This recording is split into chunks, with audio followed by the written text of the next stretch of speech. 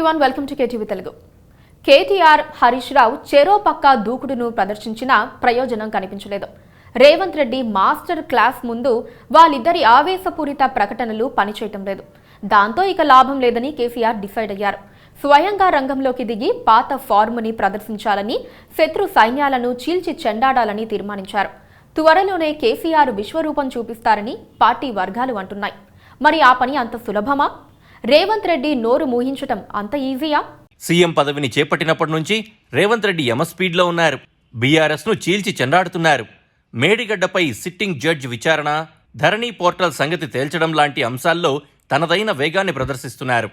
ప్రభుత్వాన్ని విమర్శించేందుకు ప్రయత్నించిన ప్రతి బీఆర్ఎస్ నేతకు గట్టి సమాధానం చెప్తున్నారు. దాంతో గులాబీ పార్టీ నేతల ప్రకటనలు వెలవెలబోతున్నాయి. ఈ నేపథ్యంలో ఇక ఉపేక్షించి లాభం లేదని నిశ్చయించుకున్న బీఆర్ఎస్ అధ్యక్షుడు కేసీఆర్ స్వయంగా రంగంలో దిగబోతున్నారు. తుంటెముక శస్త్రచికిత్సతో విశ్రాంతి తీసుకుంటూ కాస్త నిదానించిన కేసీఆర్ ఇప్పుడు మళ్లీ ప్రజల్లోకి రాబోతున్నారు. నల్గొండ జిల్లాలో కేసీఆర్ భారీ బహిరంగ సభ ఉంటుందని బీఆర్ఎస్ వర్గాలంటున్నాయి. ఫిబ్రవరి 3వ వారం నాటికి కేసీఆర్ పూర్తిగా కోలుకుంటారని, అప్పుడే నల్గొండ బహిరంగ సభ ఉంటుందని చెప్తున్నారు. ఈ సభకు 2 లక్షల మందిని సమీకరిస్తారని కూడా తెలుస్తోంది. పోగొట్టుకున్న చోటే వెతుక్కోవాలన్న పాత సామెతను నేతలు గుర్తు చేస్తున్నారు. బీఆర్ఎస్ను బాగా దెబ్బకొట్టిన జిల్లాల్లో నల్గొండ కూడా ఒకటి. అక్కడే మళ్లీ పాతుకుపోవాలని పార్టీ వ్యూహరచన చేస్తోంది. మండలి చైర్మన్ గుత్తా సుఖేందర్ రెడ్డి కుమారుడు అమిత్ రెడ్డి నల్గొండ నుంచి పోటీ చేయాలనుకుంటున్నారు. ఆయన్ను జనానికి పరిచయం చేసి తన పూర్తి మద్దతు అమిత్ రెడ్డికి ఉంటుందని చెప్పేందుకు కూడా కేసీఆర్ నల్లగొండలో మీటింగ్ పెడుతున్నారని చెప్తున్నారు. లోక్సభ ఎన్నికలకు కేసీఆర్ పూరించే శంఖారావం కూడా నల్గొండ నుంచే ప్రారంభమవుతుందని భావిస్తున్నారు. కృష్ణా జలాలు, కేఆర్ఎంబీ వ్యవహారంపై కూడా కాంగ్రెస్ ప్రభుత్వాన్ని నిలదీయాలని బీఆర్ఎస్ డిసైడ్ అయింది. పైగా నీటిపారుదల రంగంపై పూర్తి అవగాహన ఉన్న కేసీఆర్ ప్రభుత్వాన్ని ఒక ఆట ఆడుకుంటారని బీఆర్ఎస్ వర్గాలు చెబుతున్నాయి. అయితే రేవంత్ ఏమైనా తక్కువ తిన్నారా? ఆయన కూడా అస్త్రశస్త్రాలు సిద్ధం చేసుకుని ఉన్నారు. ఇప్పటికే కొంత రుచి చూపించారు. నిజానికి కేఆర్ఎంబీకి రాష్ట్ర ప్రాజెక్టులను కాంగ్రెస్ ప్రభుత్వం అప్పగించిందనే వార్తలతో ఒక్కసారిగా రాజకీయ హీట్ స్టార్ట్ అయింది. బీఆర్ఎస్ అందివచ్చిన అవకాశాన్ని చేజార్చుకోవద్దనని నిర్ణయించుకుని విమర్శలకు పదును పెట్టింది. కృష్ణా బోర్డుకు శ్రీశైలం, సాగర్ ప్రాజెక్టులను అప్పగిస్తే రాష్ట్రం హక్కులను కోల్పోతుందని మాజీ సీఎం కేసీఆర్ స్వయంగా గుర్తు చేశారు. దీనిపై ఉద్యమ కార్యాచరణను ప్రకటించేందుకు సిద్ధమవుతున్నారు. బీఆర్ఎస్ అధికారంలో ఉన్నప్పుడు ప్రాజెక్టును అప్పగించేందుకు ఒప్పుకోలేదని, బలవంతంగా గెజెట్ అమలు చేయడానికి యత్నిస్తే కృష్ణా జిల్లాల్లో 50% వాటా కోసం పట్టుబట్టామని ఆయన చెప్పుకొచ్చారు. నీటి పంపకాలపై అపెక్స్ కౌన్సిల్లో తేల్చాలని కేఆర్ఎంబీ సమావేశంలో నిశ్చయించారని బీఆర్ఎస్ అంటోంది. ఆ తర్వాత అపెక్స్ కౌన్సిల్ సమావేశమే కాలేదని, కానీ కాంగ్రెస్ ప్రభుత్వం శ్రీశైలం, నాగార్జున సాగర్ ప్రాజెక్టుల్లోని 10 అవుట్లెట్లను కేఆర్ఎంబీకి అప్పగిస్తూ నిర్ణయం తీసుకుందని మండిపడుతోంది. కాగా రాష్ట్ర పునర్విభజన చట్టం చేసినప్పుడే కృష్ణా, గోదావరి జలాల పంపిణీ కేంద్రానికి అప్పగిస్తున్నట్లు కేసీఆర్ ఒప్పుకున్నారని కాంగ్రెస్ ఎదురుదాడి చేస్తోంది. కేసీఆర్ ఎంపీగా ఉన్నప్పుడే ప్రాజెక్టులను కేంద్రానికి అప్పగించడానికి పునాది రాయి పడిందని మండిపడుతోంది.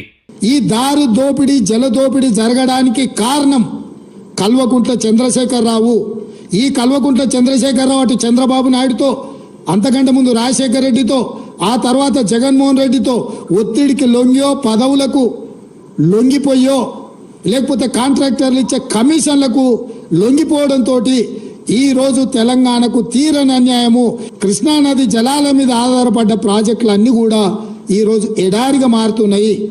మేము వచ్చిన తర్వాత జరిగిన మీటింగ్లో స్పష్టంగా మేము ప్రాజెక్టులు మాకు నీటి కేటాయింపులు పూర్తిగా 50% నీళ్లు కేటాయించి మా హక్కులు మొత్తం మాకు నికర జలాలు కేటాయించినాకనే ప్రాజెక్టులను హ్యాండ్ ఓవర్ చేశానే చర్చ జరుగుద్ది, లేకపోతే దానికి ఒప్పుకునేదే లేదని మా అధికారులు స్పష్టంగా చెప్పారు. 2015లో జరిగిన కేఆర్ఎంబీ సమావేశంలో తెలంగాణకు 299, ఏపీకి 511 టీఎంసీలు కేటాయించేందుకు కేసీఆర్, హరీష్ రావు సంతకాలు చేశారని, 50% వాటా అడగకుండా అన్యాయం చేశారని ధ్వజమెత్తుతోంది.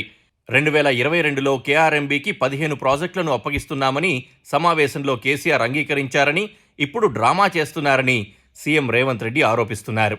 జగన్మోహన్ రెడ్డి పోలీసులు తుపాకులు వేసుకొని నాగార్జున సాగర్ డ్యామ్ మీదకి వచ్చి ప్రాజెక్టును హ్యాండ్ ఓవర్ చేసుకోరు. ఈ సన్నాసి రండా జగన్మోహన్ రెడ్డి తెలంగాణలోకి వచ్చి నాగార్జున సాగర్ ప్రాజెక్టును ఆక్రమించుకుంటే నోట్లకెళ్ళి మాట వెళ్ళలే. నువ్వు పోయి కేంద్ర ప్రభుత్వానికి ప్రాజెక్టులను హ్యాండ్ ఓవర్ చేయడానికి నిధులను కేటాయించినోడు నువ్వు. నువ్వు వచ్చి మమ్మల్ని బదనాం చేస్తావా, మా మీద మాట్లాడతావా?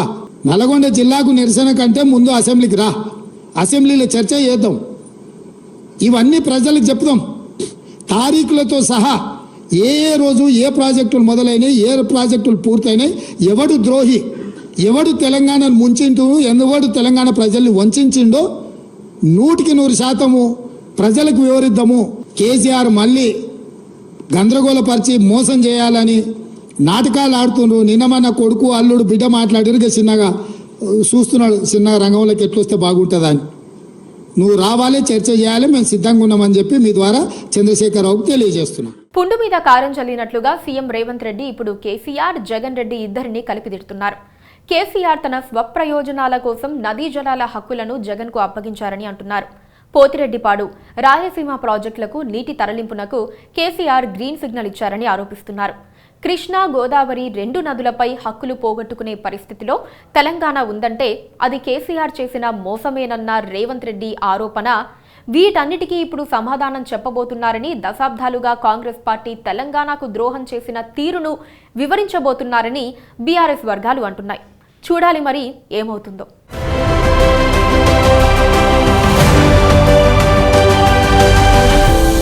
Please do subscribe to Please do subscribe to Please do subscribe to Please do subscribe to Please do subscribe to Please do subscribe to KTV Telugu KTV Telugu. KTV Telugu. KTV Telugu KTV Telugu. Please do subscribe to KTV Telugu.